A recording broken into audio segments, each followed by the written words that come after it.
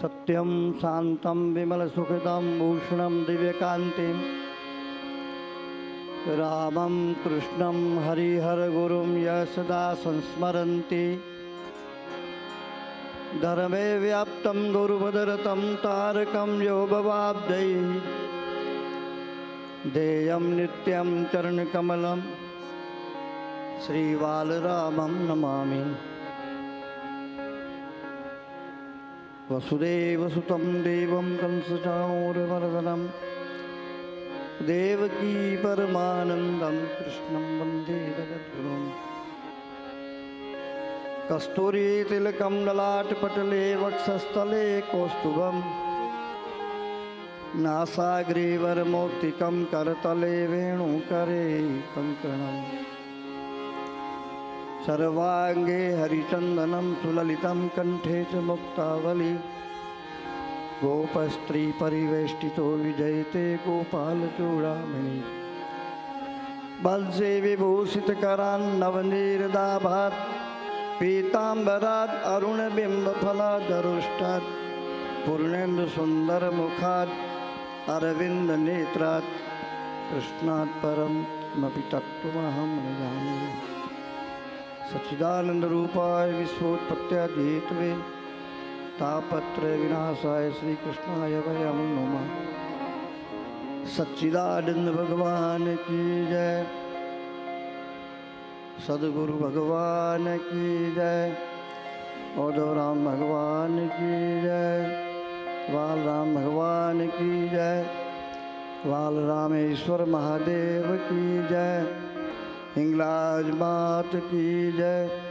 ओम नमः पार्वती पतये हर हर महादेव, हर सच्चिदानंद भगवान की जय।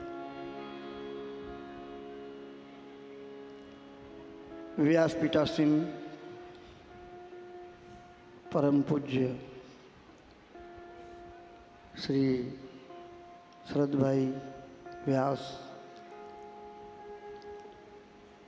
भागवताचार्य भागवत भूषण आવું બધું કંઈ લખે છે।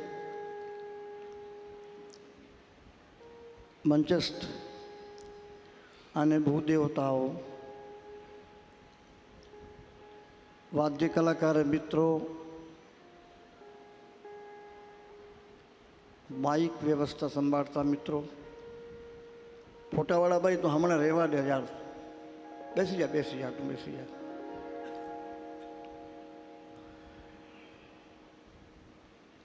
मंडप व्यवस्था संभालता मित्रों, वीडियोग्राफी एवं संतों, भगवंतों, सतियों, साध्वियों, आप सौ भगवान वालराम ओदरोना लाडला प्रेमावतार बालरामना प्रियजनों, श्री शरद भाई ने सहयोग आपता अपना आशीष भाई आदि सहयोगियों,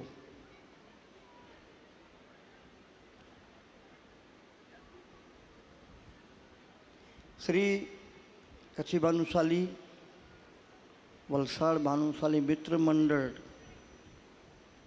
ने निमंत्रण ने मान आपी पधारेल मित्रजनों,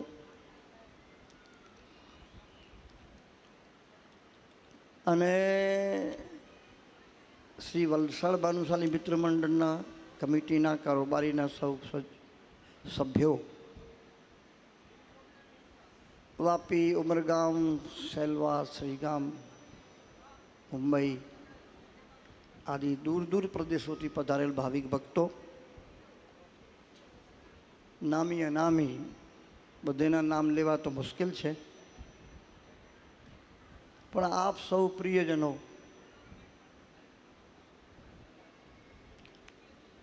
बहु प्रतीक्षित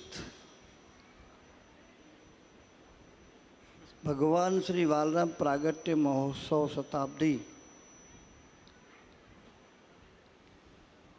ની સત્કર્મ શૃંખલાઓની કડી રૂપે એક કડી, આ એક કડી તો નથી, અહીંયા તો બે કડી છે. એક છે શ્રી ઔધવ ભવન, નવનિર્મિત નવી ભૂમિ, નવું ભવન, જે પ્રાંગણમાં આપણે બેઠા છીએ એ બાજુમાં આખું ભવન બી છે, જોવા જેવું છે. એના લોકાર્પણ માટે પણ આપણે આયોજન કર્યું છે. એક કડી એ છે. એ કંઈક 22 તારીખના ને કેટલી તારીખના છે, 22 તારીખના એનું લોકાર્પણ છે. સંભાવના એમાં ગુજરાત રાજ્યના માનનીય મુખ્યમંત્રી શ્રી ભૂપેન્દ્રભાઈ પટેલ, કે જે મારા ખાસ મિત્ર છે, આપ સૌએ જખોમાં એમને જોયા ત્યારે મેં એમ કીધું હતું કે દિલ્હીમાં નરેન્દ્ર અને જખૌમાં ભૂપેન્દ્ર, હવે આપણે કહેશું વલસાડમાં ભૂપેન્દ્ર, પણ એ દિવસ બહાર છે હજી. અને એ જ સત્કર્મ શૃંખલાઓની કડી રૂપ એક કડી કે જે આપણે હંમેશા હરિદ્વાર શ્રી કચ્છી આશ્રમમાં આપ સૌના સથવારે શ્રીમદ ભાગવત સપ્તાહ સમૂહનું આયોજન કરતા હોઈએ છીએ. પણ હવે આટલું મોટું આ કાર્યક્રમ અને વલસાડ ભાનુશાલી મિત્ર મંડળની પ્રાર્થના, ઉત્કંઠા, લાલસા, તીવ્ર ઈચ્છા, કામના ને માન આપી ને આપણે અહીં આ કાર્યક્રમનું આયોજન કરવાનું વિચાર્યું અને સર્વાનુમતિએ એને માન પણ આપી દીધું, સ્વીકારી લીધું. જેનું આજે પ્રથમ દિવસ છે, મધ્યાહન પછીનું આ જ્ઞાન સત્ર છે, માટે સવારના આપણે એનું દીપ પ્રાગટ્ય સંતો અને બ્રાહ્મણ ભગવાનના સથવારે, શ્રી સદભાઈના સથવારે આપણે કર્યું. પછી મેં તો હું થોડું આરામ કરી આવું, આ જલયાત્રાને શોભાયાત્રાને શું કહે, મેં તું કરી આવો. અને પઠાઈભાઈને મેં જવાબદારી આપી કે મને સમય ઉપર પહોંચાડવાની આપની જવાબદારી. હું સૂઈ જાઉં છું, રાત્રે મારી નીંદર થોડી ઓછી થઈ હતી અને મને કીધું કે બહુ જ સારી રીતે યાત્રા થઈ અને ભાગવતજી પીઠે પધાર્યા છે. બ્રાહ્મણ ભગવાન બી પોતપોતાના સ્થાને બિરાજમાન થઈ ગયા છે. ભાવિક ભક્તો પણ ધીરે ધીરે વધી રહ્યા છે, આવી રહ્યા છે. ચલો આપણે પહોંચીએ. જરા શ્વાસ આમ ઉપર નીચે થઈ ગયું હતું, અમે ભૂલી ગયા હતા અહીંયા ક્યાંકથી આવવાનું હતું, અમે લોકો સામેથી આવ્યા તો ભાગતા ભાગતામાં શ્વાસ ચડી ગયો મને. આજે આ સત્રનો પ્રથમ દિવસ છે. આ સત્રના આયોજક અને આમ યજમાન જોવા જાઓ તો ભાનુશાલી મિત્ર મંડળ વલસાડ જ છે, જેના પ્રમુખ શ્રી કાંતિભાઈ ભાનુશાલી અહીંયા પૂજા કરવા માટે પધાર્યા ભાઈ હશે. હિતેશભાઈને મેં કહ્યું હતું, દીપેશભાઈના ધર્મપત્ની જ્યોતિબેનનું બી મેં નામ આપ્યું હતું કે એમને કહેજો કે એ પૂજન કરે. અને નિયમિત તુલસીભાઈ આવી રીતે જ થવાનું છે. માત્ર ને માત્ર પ્રતિદિન જેટલા મેં નામો આપ્યા છે એ જ આવશે રોજ પ્રતિદિન. અને સાંજે આરતીમાં પણ એવી રીતે છે. આજે પ્રથમ દિવસ છે એટલે એમ જ થશે. હિતેશભાઈ અને એમના ધર્મપત્ની શ્રી દીપેશભાઈના ધર્મપત્ની જ્યોતિબેન, કાંતિભાઈ એ જ આવશે. પ્રથમ દિવસ છે ને એટલે બીજી કોઈ એમાં વિચારણા નહીં કરીએ. નૂતન કાલ માટે વિચારશું અને મારો વિચાર આપને વ્યક્ત કરીશ. મારું મન દીપેશભાઈને પડદા પાછળ રાખવા છે, એમને માન સન્માન નથી આપવો. મંચ ઉપર આવે તો સહેજ છે કે વ્યાસજી એમને માળાવાળા પહેરાવી દે, એ મારું મન નહોતું. હાર જ્યાં પહેર્યા ત્યાં તમારી છેવટે હાર થાય એવા હાર મારે નથી પહેરવાને, એમને નથી પહેરાવવા. કારણ કે મેં જોયું છે જેણે જેણે હાર પહેર્યા, મેં તો જોયું છે એ પણ કે જે લોકો પ્રતિષ્ઠામાં જે મંદિરોમાં જાય છે ને, છેવટે એ બી ધીરે ધીરે નબળા પડી જાય છે. કેમ? પ્રાણ પ્રતિષ્ઠા છે એ, એટલે તમારા પ્રાણને એ અસર તો કરે જ, પુણ્ય એમાં વપરાઈ જાય છે. એટલે હું તો જલ્દી એમાં એ કાર્યક્રમમાં જતો નથી. સાર્વજનિક કાર્યક્રમોમાં હું જતો બી નથી. હવે જ્યાં ઓઢવધામ હોય છે ત્યાં જ જાઉં છું અને ત્યાં જ રાત્રિ વિશ્રામ કરું છું. કોઈના ઘરે નથી જતો, કોઈ સંસ્થામાં નથી જતો, ક્યાંય જતો નથી. ઓઢવધામ બનાવો તો હું આવીશ, નહીં તો નહીં. ત્યાં જ રહું છું. અત્યારે મારું અનુષ્ઠાન ચાલે છે. હું એક કંઈક ભગવાન વાલરામ ઓઢવરામની પ્રેરણાથી કંઈક લખી રહ્યો છું. એ ગ્રંથના રૂપમાં મિત્રોની એવી ઈચ્છા છે કે આકાર અપાય. પણ હવે આમાં પ્રશ્ન ઘણા બધા ઊભા થઈ ગયા છે કે આ પછી કોની પાસેથી વંચાવવું. પ્રેમાવતારની પ્રેમ કથા છે, એના માટે કોઈ વક્તા બી પ્રેમાવતાર જોઈએ. ગદગદ ગીરા નયન નીરા એવો કોઈ વક્તા જોઈએ. આ જ પ્રશ્ન વ્યાસજીને બી સતાવેલો. શ્રીમદ ભાગવતીની સંરચના તો કરી, પરંતુ હવે એને વક્તા ભગવાન શિવને પ્રાર્થ્યા, આરાધ્યા. ભગવાન શિવ સુખદેવજીના રૂપમાં પધાર્યા અને આ પુરાણને ન્યાય અપાયો. લાયક વક્તા ભગવાન સુખદેવજી પ્રાપ્ત થયા. હું અત્યારે જોઈ રહ્યો છું કે આ પ્રેમાવતાર વાલરામની કથા છે, તેનો વક્તા ક્યાંથી લેવો. હવે વ્યાસજી તો પરણેલા હતા એટલે સુખદેવજી એમને પ્રાપ્ત થયા. હું તો બાવાજી છું એટલે મારી નજર દોડ્યા જ કરે છે. એને 2, 3, 4 વર્ષ, 5 વર્ષ કે 6 વર્ષ પણ લાગી શકે છે. પણ અત્યારથી જ વક્તાની શોધમાં, ખોજમાં છું. અને બહુ પ્રેમમય શાસ્ત્રની સંભાવના હું રાખી શકું છું. આપ સૌએ વાંચ્યું પણ હશે, લેખોમાં આવે છે. અત્યારે આપણે આ શ્રીમદ ભાગવત સપ્તાહ સત્ર, જેમાં કે 313 પોથીઓ છે. આમ તો 312 પોથીઓ હતી, પણ એક પોથી કાલે વધારી. અહીંયા આવ્યા પછી મને એવો અનુભવ થયો, કોઈ એક જીવે અવાજ કર્યો કે મહારાજ મારું બી કંઈક કરતા જાઓ. શું છે કે હું પણ અહીંયા ભટકેલ જીવ છું, મારું કંઈક કરો. એટલે મેં તરત સૂચના આપી કે ભાઈ એક પોથી વધારો, અને મને નંબર આપી દીધા. વિશેષ એનું કંઈ પરિચય નહીં આપું, જાણી કરીને વિવાદનો વિષય બની જાય, પણ એ જીવનું કલ્યાણ થાય એ હેતુ હતો. 313 પોથીઓ છે. મિત્રો, આપણું આ જે સત્ર છે ને, આપણે યાદ રહેવું જોઈએ. ઐતિહાસિક આ શતાબ્દી છે. હું ઘણીવાર બોલું છું કે સાંઈ બાબાની શતાબ્દી છે, ભગવતી દેવીની શતાબ્દી છે, હરિદ્વાર ગાયત્રી પરિવાર, એવી લગભગ આ વર્ષે 10 શતાબ્દીઓ છે. પણ સત્કર્મની શૃંખલાવાળી કોઈ શતાબ્દી હોય તો માત્ર ને માત્ર મારા અધ્યયન અનુસાર આ ભગવાન વાલરામ પ્રાગટ્ય શતાબ્દી જ મને એવી લાગે છે કે આ શતાબ્દી છે.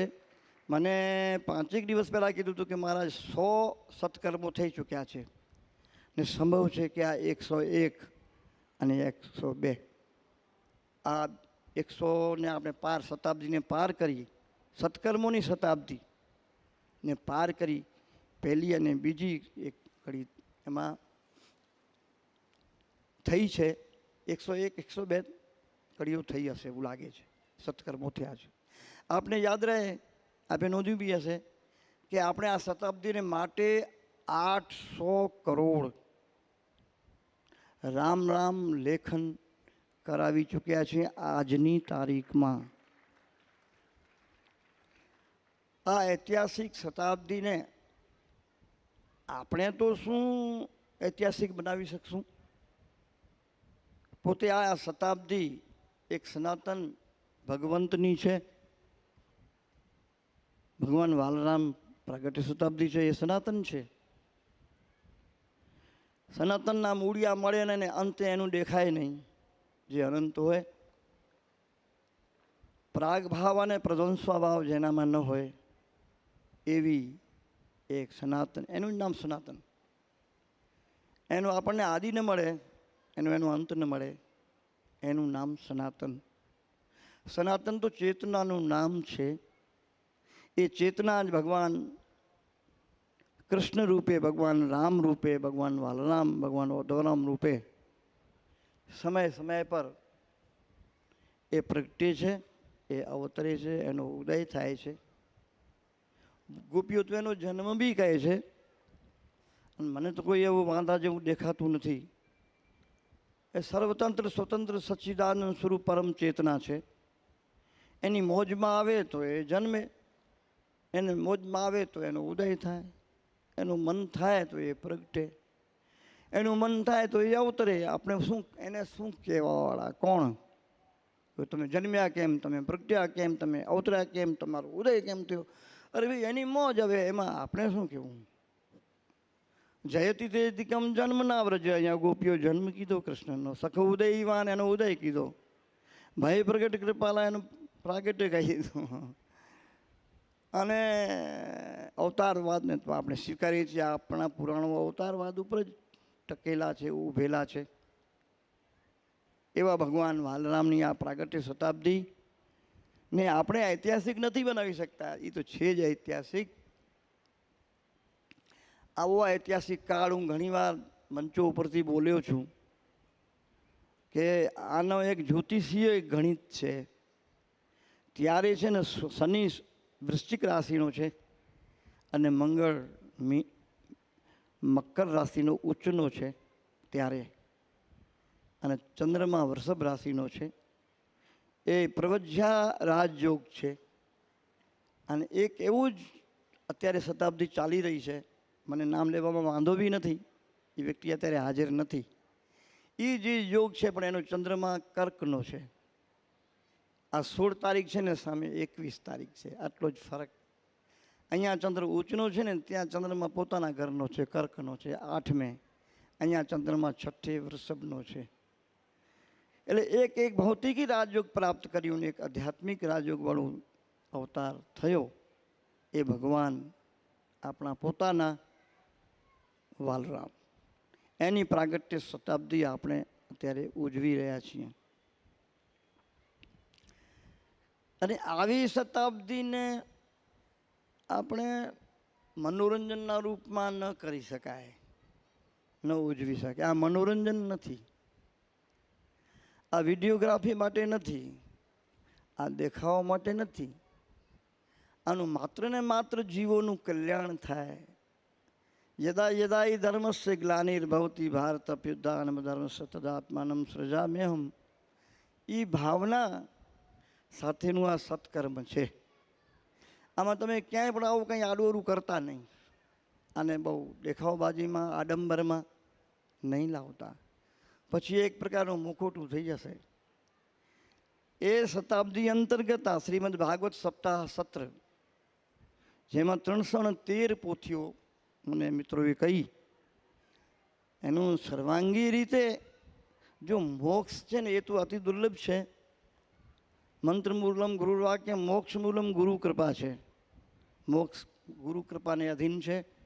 પરંતુ જે કોઈ એવી જરા નિમ્ન શ્રેણીની ગતિને પ્રાપ્ત થઈ ગયા મૃત્યુ ઉપરાંત કોઈ કારણે, તો એવા જીવોને પુનઃ માનવ શરીર પ્રાપ્ત થાય, અથવા 5 ભૌતિક પિંડ પ્રાપ્ત થાય. ચલો, માનવ શરીરની બી હું બહુ ઝાઝું ન કહી શકું, આ મંચ બહુ જ સ્વસ્થતા અને સાવધાનીનું છે. પણ એને એ યોનિમાંથી જે આતિવાહિક શરીરથી ફરે છે, જે કે મને કાલે પ્રાપ્ત થયો હતો જીવ, એ આતિવાહિક લિંગદેહ કહેવાય. તો એમાં એ ભોગવી ન શકે, વાસના બહુ હોય મનમાં અને એ પીડિત થાય.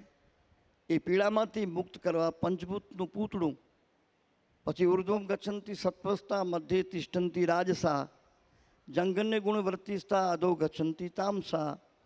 એટલે 3 પ્રકારની પંચભૌતિક પિંડ શ્રેણીમાં એને પ્રાપ્ત થઈ જાય તો કર્મો ભોગવે અને નવા કર્મો બાંધે, એ પ્રકારની એક વ્યવસ્થા થાય.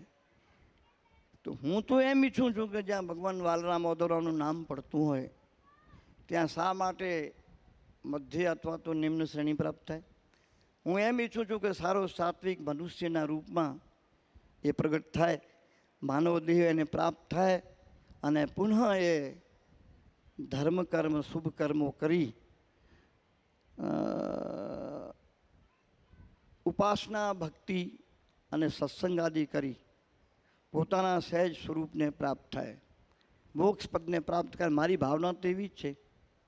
મમ દર્શન ફલ પરમ અનુપા, જીવ પાવ નિજ સહેજ સ્વરૂપા. આ સહેજ સ્વરૂપને આ 313 પોથીઓની સમીપ જે આત્માઓ બેઠી છે, જેની માટે બ્રાહ્મણ ભગવાન બેઠા છે, ભાગવતજી પધરાવ્યા છે, એમને ગતિ પ્રાપ્ત થાય એમ ઈચ્છું. પ્રાર્થના બી નથી કરતો, એમ ઈચ્છું છું. મારી ખરી કામના ખરી એવી. એટલે આ બહુ સતર્કતાની કથા છે. આ સત્ર વ્યાસજી બી એટલું જ સંભાળવું પડશે.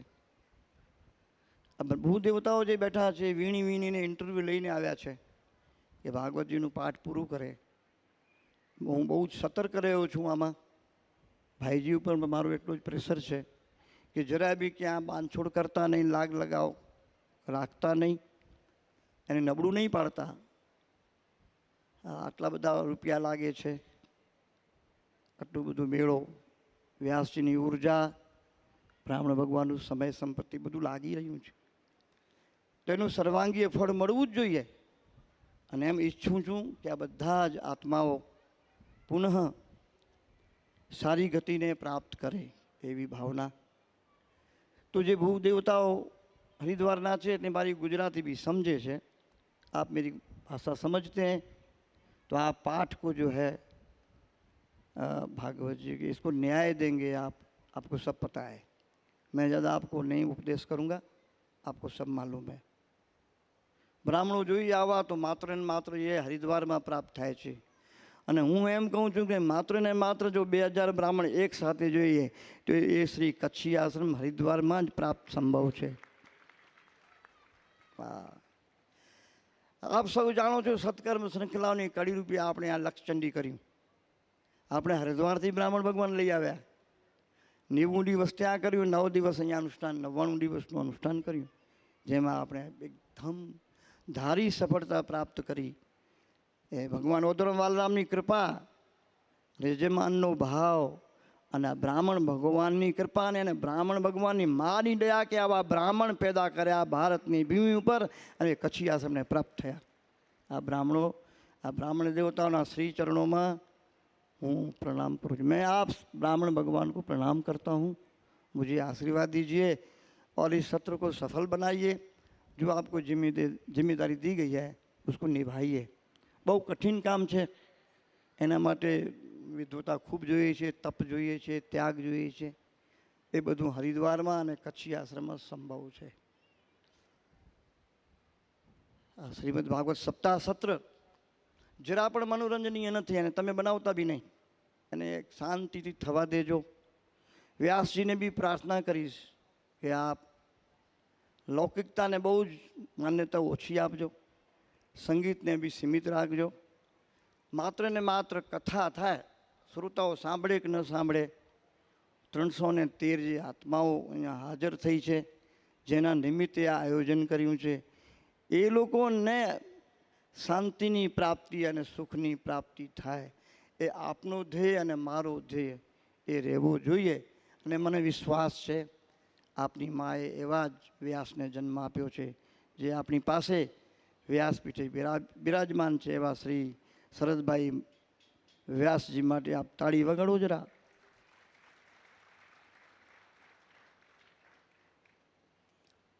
ઔપચારિકતા રીતે મેં લગભગ બધી વાતો કરી દીધી ને પેલા. સાંજે આરતી બી થશે બરાબર. પછી તો રોજ હું આવવાનું છું ને સાંજના 1 કલાક આવીશ. હા, મને ભાઈજીનો ઈશારો સામેથી આવી ગયો. 313 બ્રાહ્મણ ભગવાન છે માટે સમય કચ્છી આશ્રમની જેમ ચાલશે. કચ્છી આશ્રમમાં સવારના ઘડીના કાંટે 1 મિનિટ આગે પીછે થાય નહીં તેમ જાગૃત ઘંટી વાગે છે, પાઠો થાય છે, બધું જ ઘડિયાળના કાંટે ચાલે છે ને કોઈ કરવાવાળું તમને દેખાય નહીં. આ સંચાલન કોણ કરી રહ્યું છે? પણ બધું ઘડિયાળના કાંટે થાય છે. એટલે જે સમયે ભાઈજી ભાવેશભાઈ જે નિશ્ચિત કર્યું હોય એ અનુસાર આપ બી વર્તજો, બ્રાહ્મણોને બી કહેજો વર્તે. વ્યાસજીને આજ્ઞા ન કરાય, પણ તો બાબાજી છું એટલે હું એકદમ પ્રાર્થના અને એવી જ કરું છું કે આપણે સમયને સંપૂર્ણ ન્યાય આપવો પડશે. કારણ કે 303 બ્રાહ્મણોને સાચવવા, ઓપરેટ કરવા, સંચાલન કરવું સરળ નથી. સમય ખૂબ સાચવવું જોઈએ. સમય થાય એટલે આપણે પૂરું કરવાનું. મુંબઈમાં તો કાલિદાસ હોલમાં સમય થઈ જાય ને એટલે તરત માઇક જ બંધ થઈ જાય. તમે ગમે એમ કરો, બોલવું હોય તો બોલો, ન બોલો બોલો, માઇક બંધ થઈ જાય, લાઇટ જ બંધ થઈ જાય.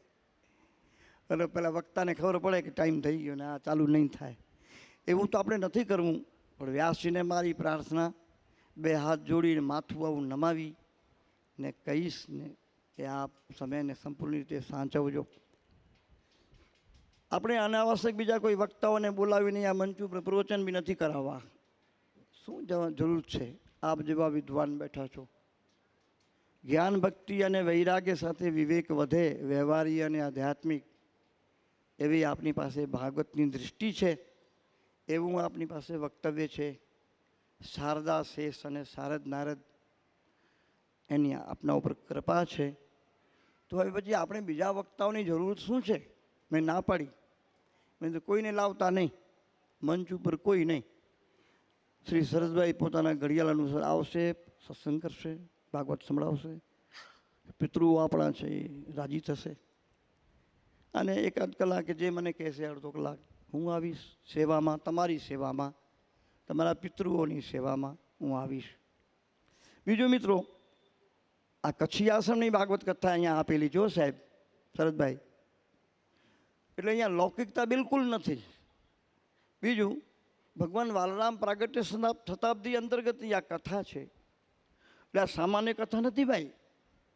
એટલે આ મંડપની અંદર, આ હોલમાં એવો કોઈ આત્મા આ પોથીની પાસે આવીને કથા નહીં સાંભળે જેના માટે આપણને છે લાકડા બાંધવા પડે ને વાંસ બાંધવા પડે ને. ના ના, વાલરામ ઓદોરમ નામે પછી એના માટે લાકડા વાંસની શું જરૂર છે? એ ભાગવતની પાસે બેઠા હશે, સાંભળ્યા રાખશે.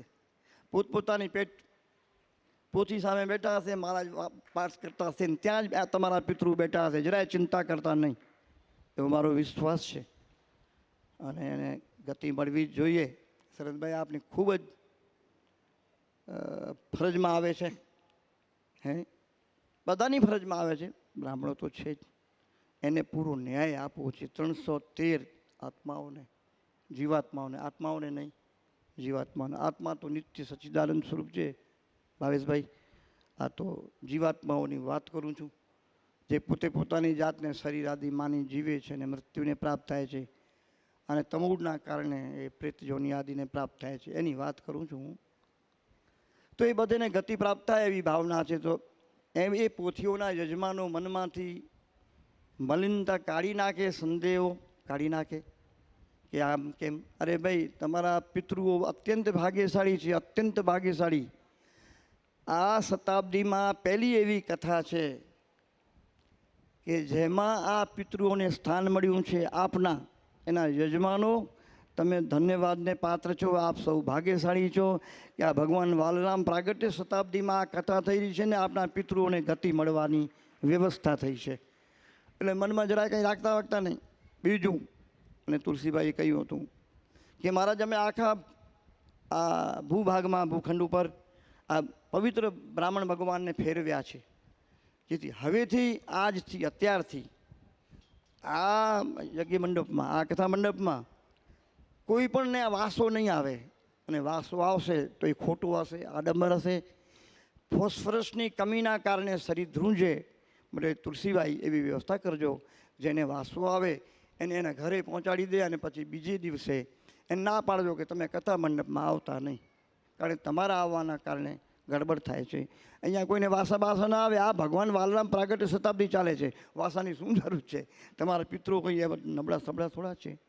એને ગતિ પ્રાપ્ત થઈ છે એટલે ત્યાં નક્કી થયું છે કે હારો ભાઈ વલસાડમાં કથા કરીએ. સંકલ્પ માત્રથી તમારા પિતૃ બધા ઠીકઠાક થઈ ગયા, બધું થઈ ગયું.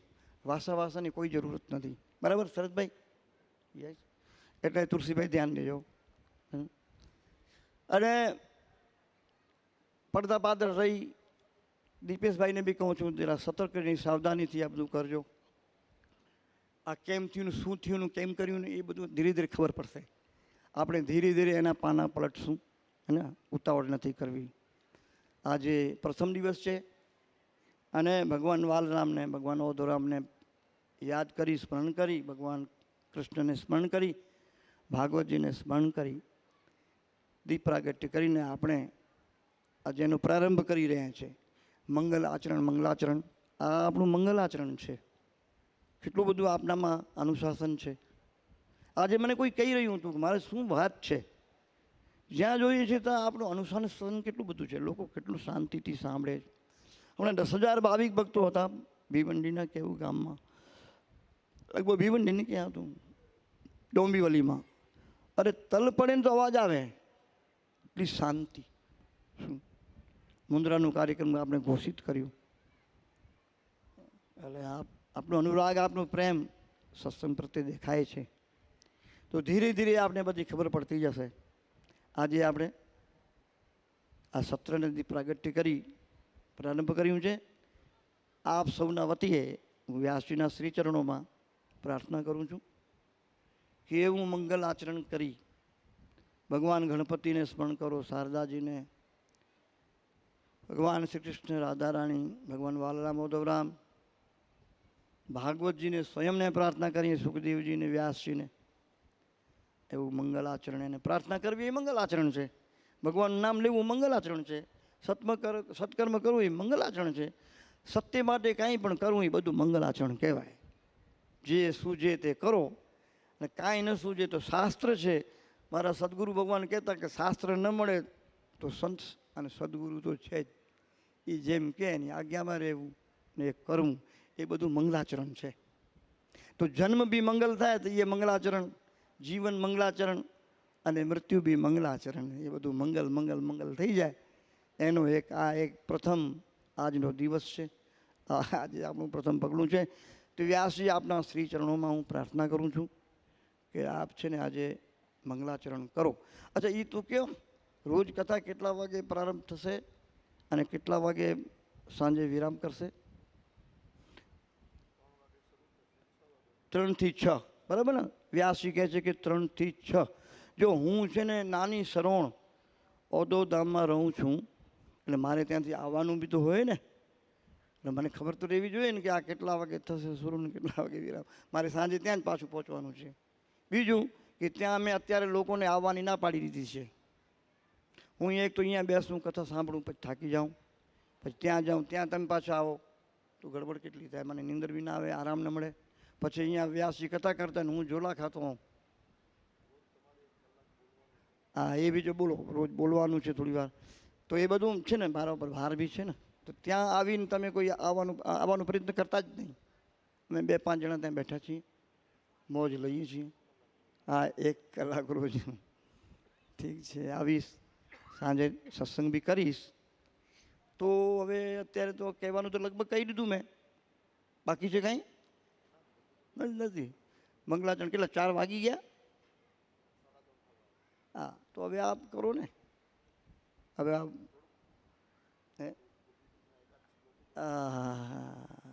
ભલે ભલે. વ્યાસજી એમ કહે છે કે એકાદું ગોપી ગીત સંભળાવી દો.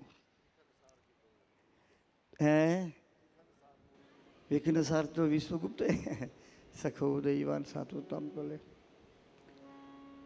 જો હું એક વાત કરું તમને, તમે બધા સવારના ઉઠીને સ્નાન ધ્યાન કરતા હશો, જપ કરતા હશો, તપ કરતા હશો, પણ છતાં હું તમને પૂછું, તમે ખોટું નહીં લગાડવાનું, ખોટું બોલવું નહીં. હા, નહીં તો જે ખોટું બોલે ને 32 નામ જાય ધીરે ધીરે, ખોટું બોલે એના. તો તમારી શું સમાધિ લાગી જાય છે? નથી લાગતી. લાગે છે? મન શાંત રહે છે? ખોટું બોલવું નહીં. હું પ્રેક્ટિકલ છું. હું આ બધા ધંધા કરું છું, પણ મારું મન સ્થિર થતું નથી. આરુવૃક્ષો મુનિર્યોગમ કર્મ કારણ મુચ્યતે યોગારૂઢસ તસૈવ સમકારણ મુચ્યતે. આ જે સમકારણ મુચ્ય છે ને એ કઠિન છે. હા, એ સાધનાઓને જપથી તપથી થતું નથી, પણ કોઈ કરાવી લે તો થઈ જાય. અંતર્મુખ સમારાધ્યા બહિર્મુખ સુદુર્લભા. અંતર્મુખ સમારાધ્યા, આ કોઈ એક એવો તત્વ છે કે જે કરી લે છે. સદગુરુ છે, સદગુરુની ચર્ચા છે, ભગવાનની ચર્ચા છે, ભગવાનની કથા છે. કીર્તનને બી હું બહુ મહત્વ નથી આપતો, હું કથાને બહુ મહત્વ આપું છું.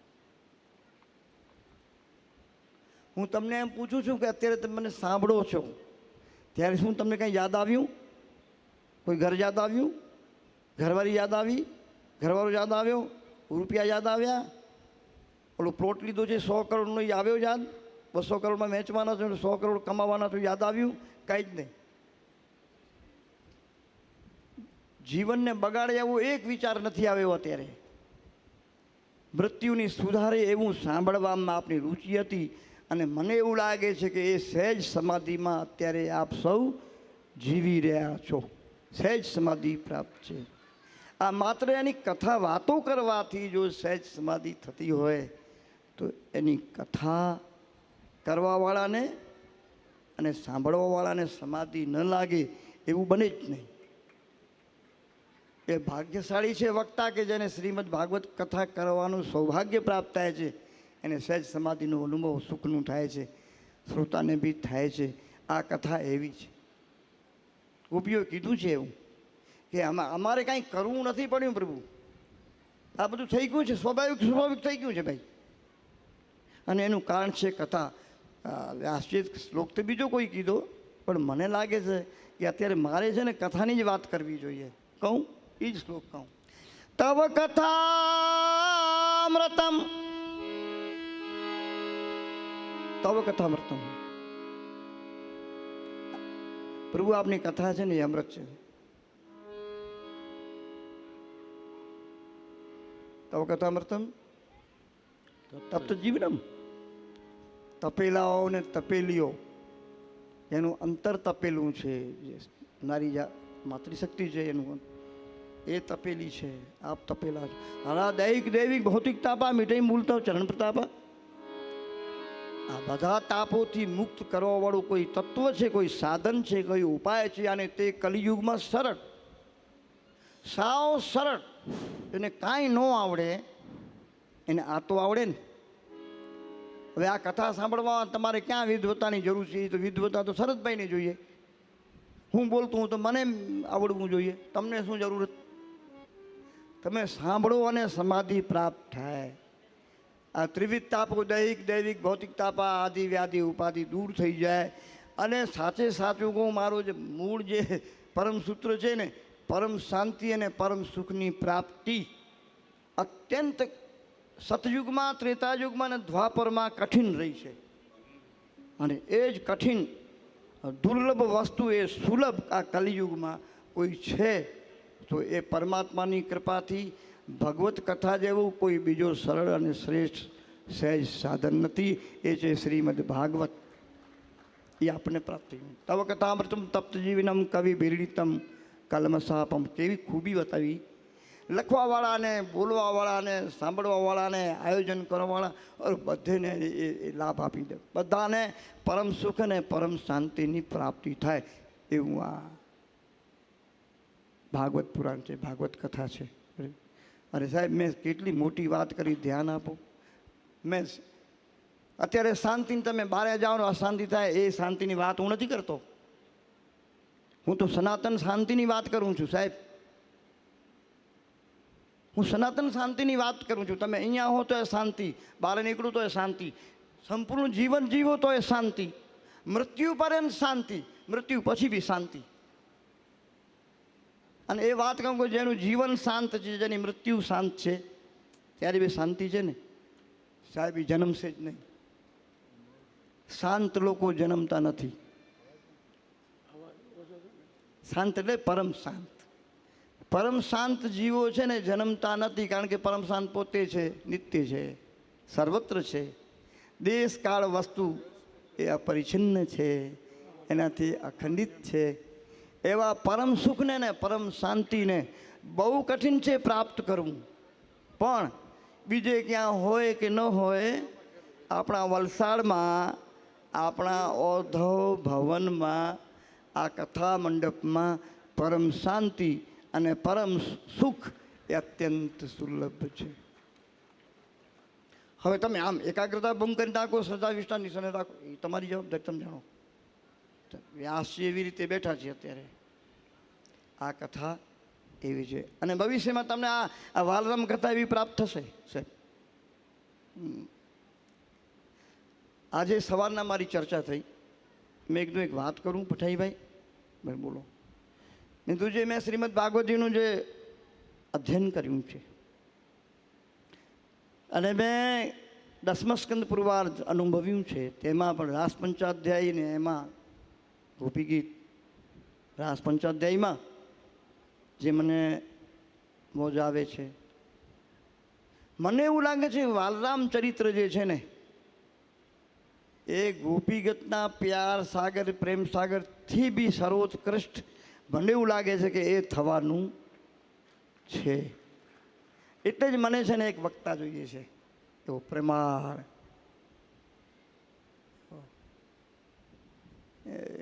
25-26 વર્ષનો હોય, થાકે નહીં, શરીરમાં પૂરી શક્તિ સામર્થ્ય હોય, અને પ્રેમથી એ ઉછળતો એ દરિયો, હૃદય દરિયો, એવો એક પ્રેમી વક્તા જોઈએ છે. સરસભાઈ આપને ક્યાંક નજરમાં હોય તો કહેજો મને. એ એવો છે જેણે જીવનમાં ક્યારે ક્રોધ જ ન કર્યો હોય, પત્ની ઉપર ન કર્યો હોય, પુત્રો ઉપર ન કર્યો હોય, મિત્રો ઉપર ન કર્યો હોય, ક્રોધ કર્યો જ ન હોય, ને માત્ર ને પ્રેમ વર્ષાવ્યો જ હોય, એવો જોઈએ છે. ક્યારે પણ ઉદ્વિગ્ન ન થયો હોય, પ્રેમ સિંધુ હોય, એવો એક વક્તા જોઈએ છે એવો. અને એ બધા ગુણો સુખદેવજીમાં હતા, થોડા ઓછા વધુ પછી ગોકર્ણજીમાં હતા. પણ મને તો એવું લાગે છે કે મને સુખદેવજી કરતાં બી વધારે પ્રેમાળ જોઈએ છે. કારણ કે સુખદેવજી તો ભાગવતના વક્તા છે જ, પણ આ તો વાલરામ ચરિત્ર છે. મેં તમને કીધું એનાથી બી વધારે જરાક પ્રેમવાળું છે. એ તો જરાક સુખદેવજીથી વધુ પ્રેમવાળો જોઈએ છે. ને કાં તો પછી હવે ભગવાનને પ્રાર્થના કરીએ પ્રેમ અવતાર વાલરામને કે આપ જ કંઈક વ્યવસ્થા ગોઠવો. તો હું એમને તો ન કહી શકું કે તમે આપ અવતરો, એમ તો નહીં કહેવાય ને, પણ એ વ્યવસ્થા કરી આપે. જેમ શંકર ભગવાન આવી ગયા એમ કંઈક વ્યવસ્થા થઈ જાય.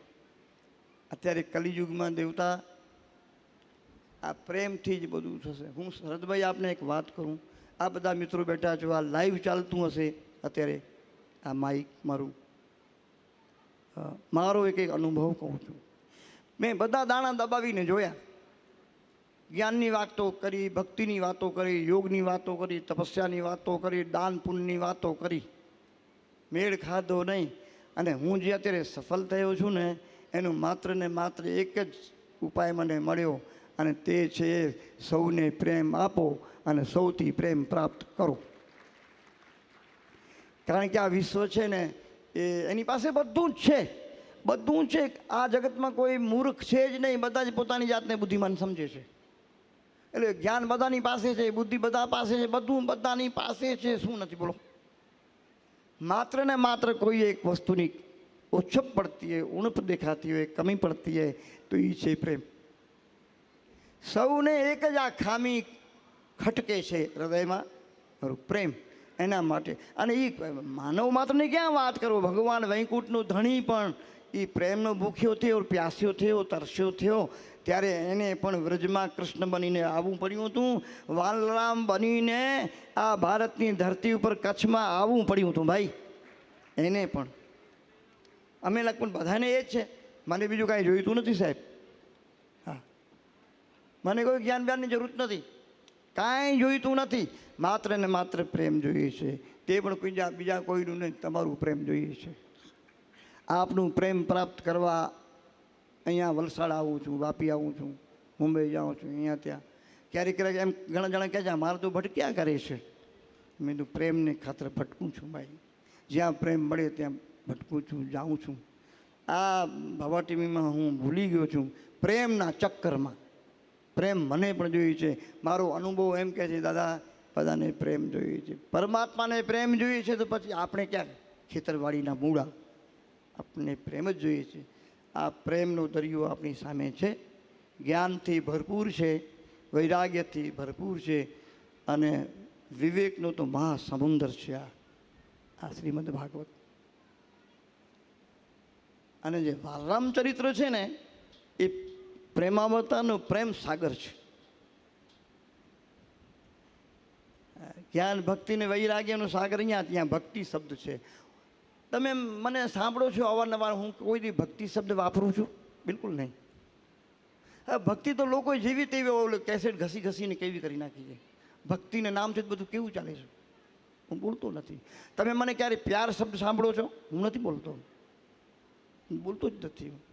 કાં હું રતિ શબ્દ બોલું છું ને કાં હું પછી પ્રેમ શબ્દ બોલું છું. પ્રેમ એટલી નિર્મળ ચીજ છે,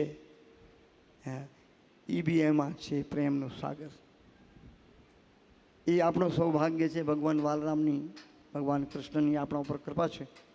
અને આપણને આ પ્રેમનો સાગર, ભક્તિનો સાગર, જ્ઞાન વૈરાગ્ય અને વિવેકનો મહાસમંદર છે. આમાં 4 ચીજો આમ છે. 5મી હું મિલાવું છું, પ્રેમ. ગોપી ગૂતમાં ભક્તિ છે જ નહીં. ભક્તિ તો સવારે ઉઠી જાઓ ને ચાંદલા કરો, માથા પર ટીકર લગાવો ને પગના આંગૂઠામાં ચંદન ઘસો ને આમ હાથ. મેં લગભગ જોયા છે એ આ હાથમાં આમ ગોળ ગોળ ગોળ હોય લાલ પીળું, ને પછી અહીંયા હોય પગ. ઘણા જણા તમે જોયું પગમાં અંગૂઠામાં પોતાના અંગૂઠામાં પોતે રંગ્યા રાખે છે. અરે મેં કીધું પણ આ વાત નથી ભાઈ અમારી, આ વાત બીજી છે. આ પ્રેમની વાત છે, પ્રેમ સિંધુની વાત છે. આ શ્રીમદ ભાગવત વિવેકનો દરિયો છે, પરમ વિવેક. ઘરે આવ્યાને કોઈને ચાય પીવડાવી દીધી ઠીક છે, આ તો બીજો વિવેક છે. એ ધીરે ધીરે આપને ખબર પડશે. આજે વ્યાસજી રાજી બહુ છે. એવા જ કંઈક વૈરાગ્યની, એવા જ કોઈક વિવેકની, એવી કોઈ પ્રેમ દરિયા, ભક્તિ સાગરની, જ્ઞાન સમંદરની ચર્ચા કરશે.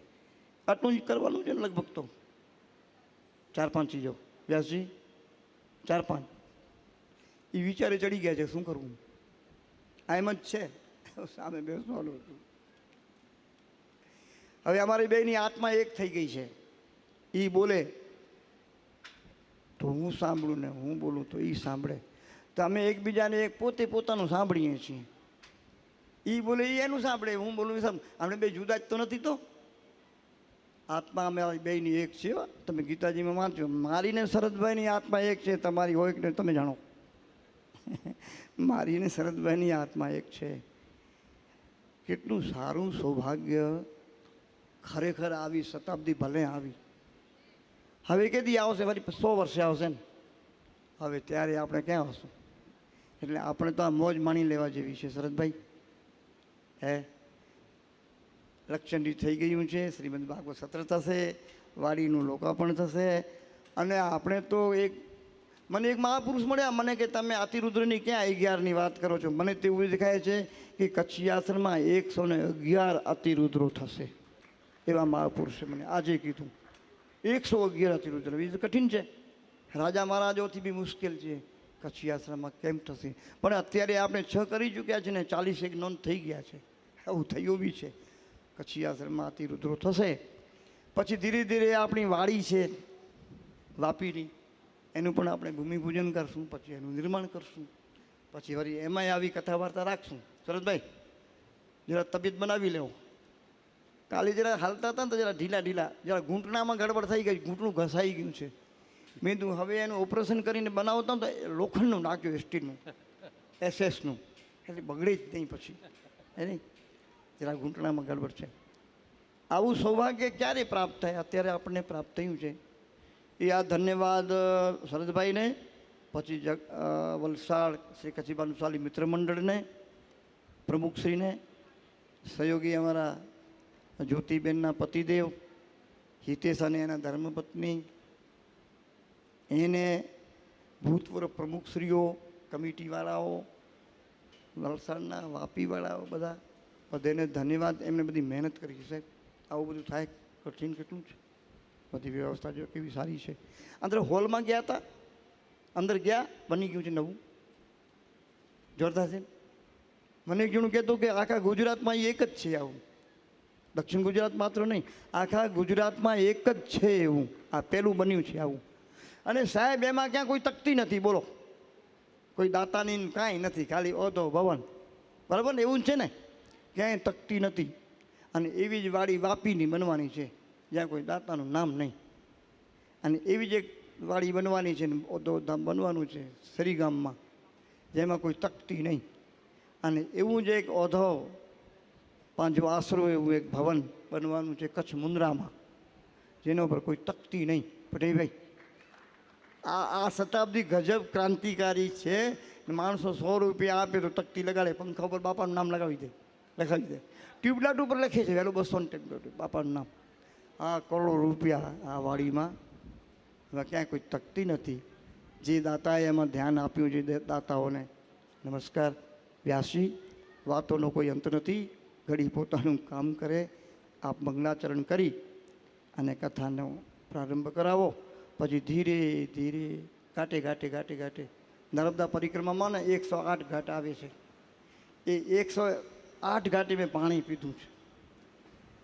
તો હવે આપણે જઈને આ 7 દિવસમાં એક આ ભગવતી ભાગીરથી ભાગવતી કથા ગંગા, એ ઘાટે ઘાટે ઘાટે ઘાટે આપણે પાણી પીવડાવશે. પરબ ખોલ્યું છે. પરબ ઉપર કોણ બેઠા છે? પાણી પીવડાવવાળા શરદભાઈ. ને આપણે બધા તપેલા તાપથી એ પાણી પીશું ઘાટે ઘાટે.